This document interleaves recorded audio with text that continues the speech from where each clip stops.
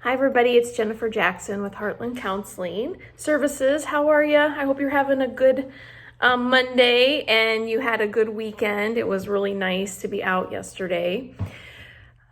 Today I am going to talk about relationships and why it is important to continue to build relationships and develop relationships during COVID. So this information is actually from Search Institute and it is really good information. So I thought I would share with you today. The first thing is called Express Care. It says, show me that you matter. So how can you do this during being isolated? Maybe your parents won't let you leave the home, or maybe you can't go hang out with your friends. And this is all for good reason, right? It's to keep you safe, but you still want to let other people know how you're doing. First thing you can do is maybe send a text. Why not an email or even a video or a note? You know, one thing I saw on the news this week is that there has been an increase of personal note writing, which I got one. So this week from one of our clients, which was very nice, and we're also sending notes out. So, but through these different forms of communication, you can let them know that you're thinking about them. I got a random text last week from somebody I typically would never get a text from. And so think about 3 people in your phone that you could send a text to, or another 3 people that you could send an email to, just to let them know that you're thinking about them. Maybe talk to them about what they're doing, you know, how are they spending their time at home, and let them know that you're still thinking about them, you believe in them, and if you're a parent, you know, do the same thing. And that's what I mean. Tell them that you're believing in them during this difficult time. And, you know, this is really the same information for adults. It can work for us as well. So the next thing I want to talk about is how can we challenge growth and push others to keep getting better, or push yourself to getting better. Let people know that you expect them to keep up with their homework, with their schoolwork, even if things are hard. You know, hold people accountable. Hold yourself accountable, right? Set a goal. I'm going to do this much today. If I get overwhelmed, I'm going to take a break and I will come back to it. I had to do that last week. I had meetings all day long and I had to take a couple-hour break. It was just exhausting. I mean, being on the computer all the time, it's a lot. So, and it's different. You're sitting in a chair, you're not getting up and moving around. But we have to hold ourselves accountable. Another thing, encourage or require our young folks to use the time at home to focus on learning and doing something that they have been struggling with in class or a program. So think about this. Ask, maybe can their siblings help them? Can their parents help them? Or can a friend even help them? I know that my own son has been talking to his friends and on something they didn't understand, and they worked together. So try to do things like that. Ask young people to set one personal goal for something that they want to achieve during this time away from school, and then check in with them. So one goal that my own daughter wanted to do was she wanted to learn how to tie-dye. And so this is something we've done as more of an extracurricular activity. And so we have old t-shirts laying around and old food coloring, some different things. And so we're learning, and we're just using hair ties, but learning how to tie-dye is one thing that she's always wanted to do. So those are different things that we're trying right now because we have the time. Okay, provide support. Again, ask, this is for adults, or it could be for each other, I guess. Ask your kids how they are feeling about their world, themselves, around them. My kids have struggled. They've had a hard time during this. I'm not going to lie. And some days we have to, again, like I said, take lots of breaks, do some learning in different ways, go outside, sit on the porch and do work. We actually sat in the backyard. We sat on the trampoline one day. We sat on our back porch. So changing up the different environments helps, but also just really listening to them. And we've continued therapy for my kids that are in therapy, because we, again, want to try to keep our routine as best as we can. So teachers out there or parents, again, if your kids are struggling, reach out to the teachers. They're here for you. Or reach out to their school counselor, or reach out to the therapist. Let's try as much as you can to stay in contact. And if they are struggling, even send an email. I've sent an email, and our teachers have done some team meetings. So however we can connect with those teachers or other adults, other parents, I encourage you to do that. The next section is called Share Power. Treat me with respect and give me a say. So lots of times kids, if you give them the choice and you allow them to voice their opinion, they will buy into it more. So ask young people what rules and norms, can they share? Give them a choice, maybe make a list of rules together. This is something we do in our group therapy, is we have the group come up with the norms of the group and the rules of the group. So then they take more accountability and they get a say in what's going on.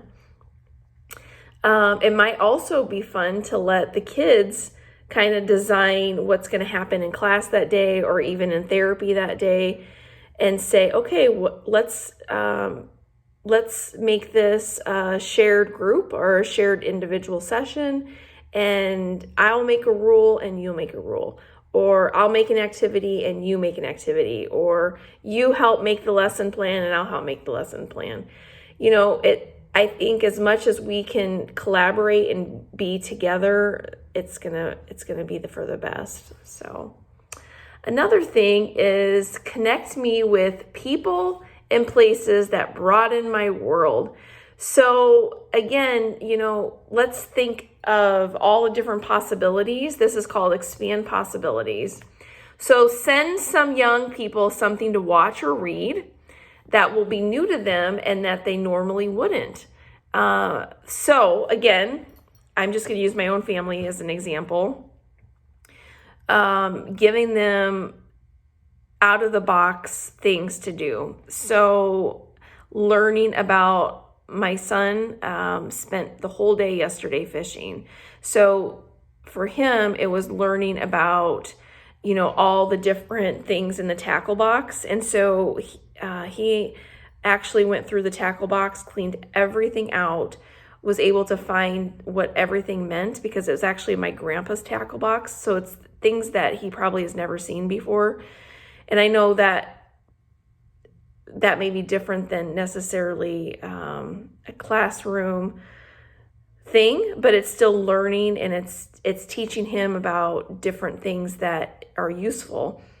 Another idea was, and this this one is maybe a little more silly, but my daughter wanted to learn how to make iced frappes. So we bought all the different ingredients, and so she's been experimenting on how to make something different, but also something that she's going to enjoy and drink. So another thing is, tell students or even others about a crisis or a difficult situation that you went through when you were young and how it shaped you are today. So I think it's okay to be a little vulnerable as an adult. And it shows you that how you have been resilient. So one example that I can share is when I was 15, I was a sophomore at South Sioux City High School, and it was September of 1992, and it was a Wednesday, and I came home and found out that my grandma had passed away. And so, of course, it was hard and everybody was crying. My mom had to go help with that funeral. And so she was gone for a couple days getting everything ready. Well, that Friday, 2 days later, I was at golf practice and my cousin picked me up, which was weird because my dad was supposed to. Well, come to find out, my dad had a massive heart attack at work and had died as well. So the reason why I'm sharing this with you is because we all go through terrible experiences and it can be really difficult. What did we learn? How did I learn? How did that shape me? Well, I was lucky that I got into counseling right away at the South Sioux schools. They had, actually it was, some of you may know, but Pat Slaughter was a therapist they brought in to meet with several of us. There were several of us that lost parents that year. There was like 6 of us actually. And so we started grief counseling right away. And I think that really shaped, my life and being able to work through some of those things. And look what I do today. I mean, I'm a therapist and I help other people and work to figure out how the community can be a better place for us all to live in. So it's okay to tell your story. And I think especially right now, I think that would just make us all more human. And I think it's an important thing to share. So another thing you can do is ask your students, or if students are on here, to how can you use the web and social media to see what people from all over the world are experiencing and their response and how they have done cool things. So I know that there's been lots of pen pal letters to nursing homes, to elderly people. There's been phone calls to elderly people. There have been students around the country, even right here in town, packaging food for those that are in need. What can you do? So again, as a student, what can you do for somebody or something else in the community, somebody else in the community, to do something good? And again, do you have a group that you can chat with? Maybe you want to meet with somebody in your field even, or when I say your field is, let's say you want to be a therapist, or you're interested in being a therapist, reach out to Heartland. Ask them if you can talk to somebody about that. Maybe you want to,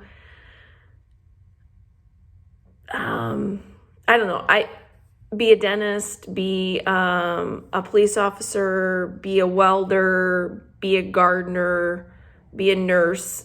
This might be the time to develop those relationships and see how you can, possibly get an internship next year. So that is something Heartland does for high school kids, is we do provide internships as well. So, well, I know that was a lot of information, and man, was I windy. That was almost 15 minutes. So I hope you have a great week. And again, if you are struggling, we are here for you. So call us. Our crisis line is 402-494-7655. And our main office is 402-494-3337. And if you're not comfortable calling those, call your school counselor, email your school counselor, and they can also reach out to us. And remember, there's no out-of-pocket expenses for students that attend South Sioux City schools. So we still have to bill your insurance if you have insurance. If you don't have insurance, don't worry. It's not a big deal. We have sliding scales. And again, there's no expense to the families. So I hope you have a great week, and I will talk to you next week. Take care. Bye.